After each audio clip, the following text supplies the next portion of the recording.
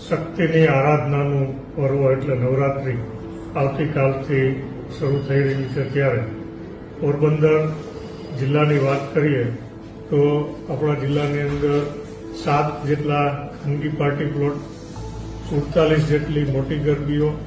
અને 208 જેટલી અન્ય શહેરી ગરબા એમ મળી અને 262 જેટલા સ્થળોએ ગરબાનું આયોજન થવાનું છે. આ નવરાત્રિના પર્વ દરમિયાન તમામ બાળાઓ, મહિલાઓ પોતે શક્તિ આરાધના કરી શકે અને ઉત્સાહ અને આનંદપૂર્વક ગરબા રમી શકે એ માટે પોરબંદર જિલ્લા પોલીસ દ્વારા પૂરતો પોલીસ બંદોબસ્ત રાખવામાં આવેલો છે.